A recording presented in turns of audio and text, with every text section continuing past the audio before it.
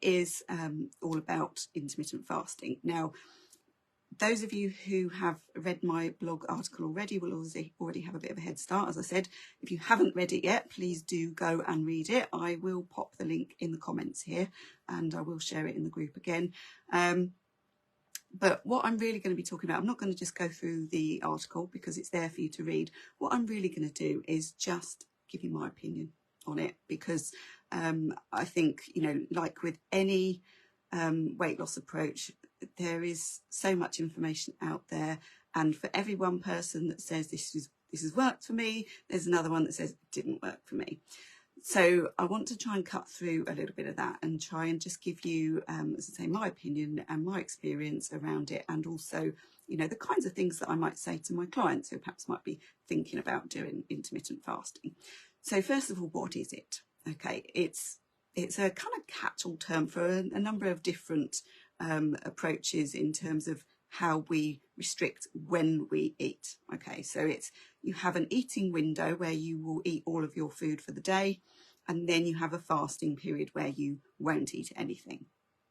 Now, the common approaches that we tend to hear about are the 16-8, where you fast for 16 hours and you eat for 8 hours. And that's quite an easy thing to remember. And obviously it's up to the individual as to what time they start and finish. So what time the fast starts, what time the eating window starts. You may have also heard sort of like the 5-2 approach. And this is where we might, you know, eat normally for 5 days of the week, and then 2 days just eat a very small amount of food. And the idea behind this is it's kind of trying to replicate perhaps how we might have lived, you know, or how our ancestors might have lived, because we weren't in a world where food was available constantly in the way that it is now. We weren't living in a world where food was available in the forms that it is now. You know, it's very, very ultra processed foods that are easy to grab, relatively cheap, and very addictive, in my opinion. So this is a very different way of eating now than what we're designed for.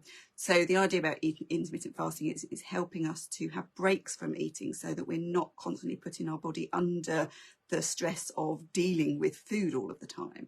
There's lots of information out there for you to read about what happens to the body. I'm not going to go into that detail now.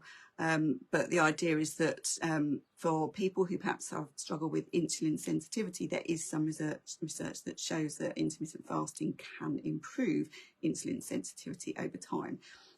But again, like with anything, for every research article that says it works, there's another one that says, oh, I don't know if it does. So, you know, my take on it is really just, you know, obviously whatever you decide to do with regard to weight loss, always check with your GP that the approach you're thinking about is going to be right for you and your own individual needs, any health concerns that you may have. That's always the place to start. But let's just say that, yes, you have been cleared to do intermittent fasting. The way that I would approach this is it really, first of all, depends, if it's going to be useful to you, first of all, depends on what is your goal. If your goal is purely fat loss and you're not concerned about insulin resistance, then your approach can be a little bit different to if you are concerned about insulin resistance, and perhaps you have been given some advice about needing to tackle that. So the idea with intermittent fasting and insulin resistance is that you need to follow it strictly for a 4-week period before you start to see any benefits in terms of insulin sensitivity. Now, the problem with that, of course, is that sticking to any kind of regime strictly for 4 weeks is a challenge for most people, because it goes against doing what we feel comes naturally. You know, the way that we choose to eat is what we feel comes naturally to us each day. So, of course, as soon as we try to put in any restrictions around that, we're going to be causing ourselves mental stress. We might also be causing ourselves physical stress if we're trying to do something on a day where actually we need to eat. You know, for example, if we're feeling a bit under the weather, if we've been doing something very strenuous, you know, our bodies are telling us they need nutrition. So if we're trying to go against that and override it, then that can cause problems. So if insulin resistance is not a thing for you and you're simply just concerned about fat loss, my approach, okay, and this is the way that I do it, okay, is I literally just take it one day at a time. So if I know that I'm going to be going for a run on a Sunday morning, which I quite often do, those of you who follow me will know that, I'm not going to be fasting before I do that. I'm going to be having breakfast, yeah? So whereas on another day, like today, for example, where I've got a morning where I'm not going to be doing anything energetic, I probably won't eat anything until lunchtime. And then I'll probably stop eating sort of somewhere between 8 and 10 o'clock. Sometimes I do find it's important for me to have a light snack in the evening. And then that's it. I will be fasting through from, say, maybe 8 p.m. Or 9 p.m. through till maybe, 12 o'clock the following day, or 1 o'clock the following day. So that might be a fast of like 12, 13 or 14 hours.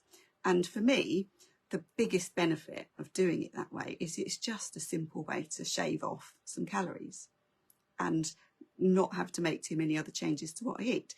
Now, my diet is relatively healthy. I like to follow sort of 80-20 principles. So that means 80% of my calories generally, I try to sort of do the best I can, and do the best I can is not perfect. Okay, those of you in my my membership know that I regularly post photos of the food that I'm eating, and the comments that I often get back are, thank you for being so real, and showing us that actually this is, we don't have to be perfect. We don't have to be constantly trying to be perfect with our nutrition. It's always thinking, well, what's better than what you were doing before? So my view is, if I'm rushed off my feet and I haven't got time to cook, and I've got a relatively healthy ready meal in the freezer that I can bung in the microwave and have in 5 minutes, if that saves me from ordering in the takeaway, surely that's got to be the better choice. It may not be the perfect choice, but the quality of the ready meals that we can get these days are vastly improved on what they used to be. So it's about shopping around and finding things that fit your budget and fit your nutritional needs. Not beat yourself up for having a ready meal. There's nothing wrong with having a ready meal. Likewise, a sandwich. There's nothing wrong with having a sandwich. It's just about thinking about the choices that you're making, and are you doing the best you can in any given situation? And then 20% of your calories can come from whatever you fancy. So if you want the cake, you want the ice cream, you want the chocolate, that's okay. Just make sure that you're not going beyond that 20% of your calories. 20% of your calories, that could be on a daily or a weekly basis. So if you know that you've got a busy weekend where you're going to be socialising, you might want to save your 20% so that you have it all in one day over the week. It's that kind of thing. We don't need to get too hung up on the numbers. So with the fasting, just coming back to that, so a lot of the things that I hear, and this is something that's come up recently in the group, is that, we can't have any milk in our tea or coffee. I always have milk in my tea or coffee, even when I'm not going to be eating until lunchtime. There's nothing wrong with that. It makes no difference to my results.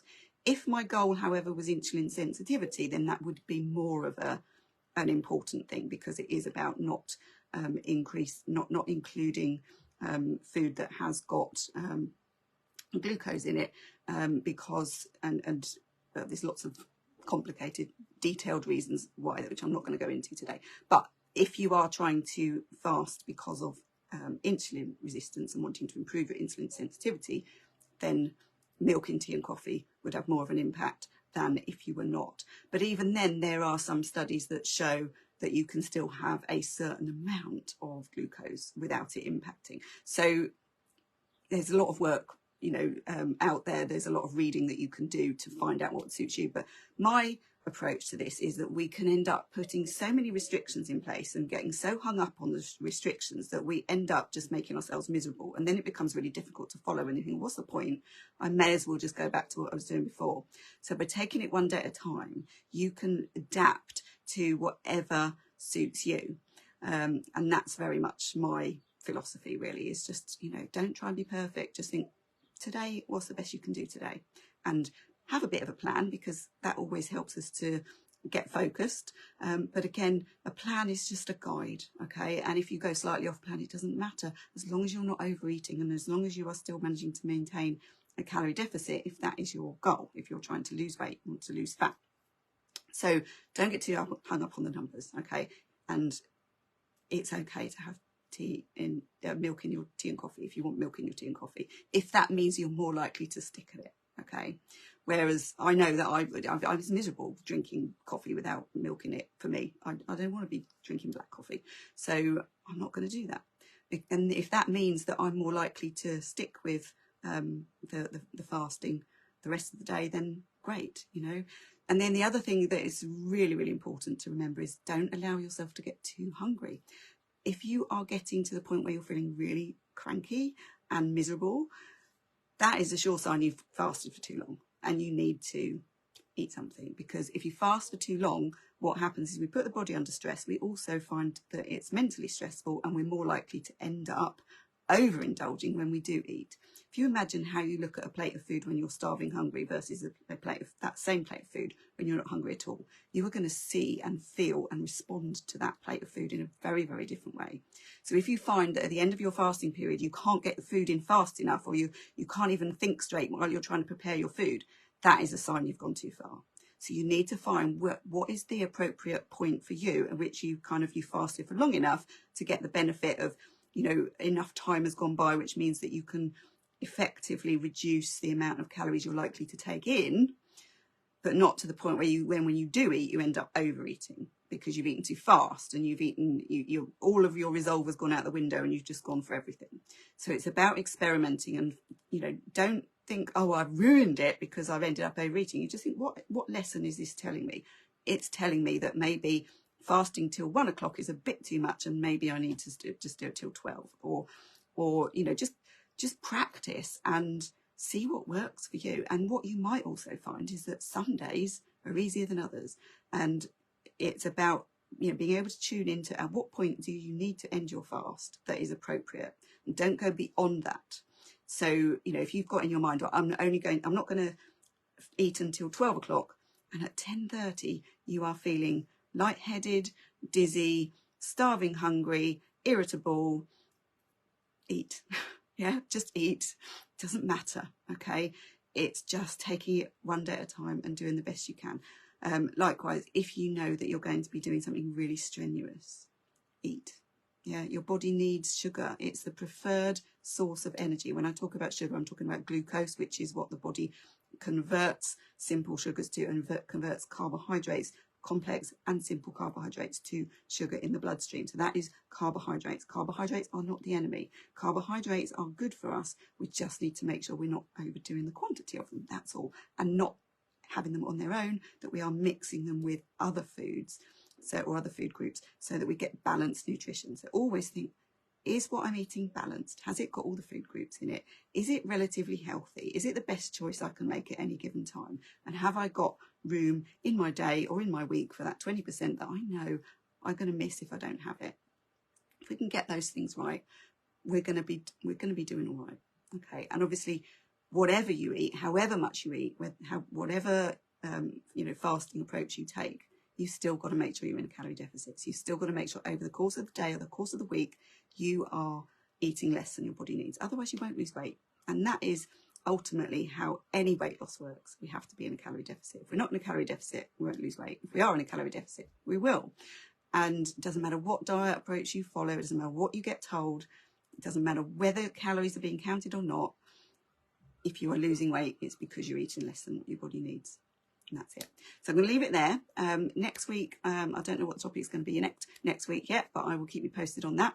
So I will be going live next Monday, the 17th of July, 9 o'clock. So stay tuned for that. I will post the link to the blog in the comments. So do obviously have a read of that. Do let me know if you have any questions. But I think the bottom line here is just keep it real. Don't try and be perfect. Take each day as it comes. Yeah. And thank you for joining me, and I will see you all next week. And all of those of you who are doing the challenge, keep going. You're doing brilliantly. Bye.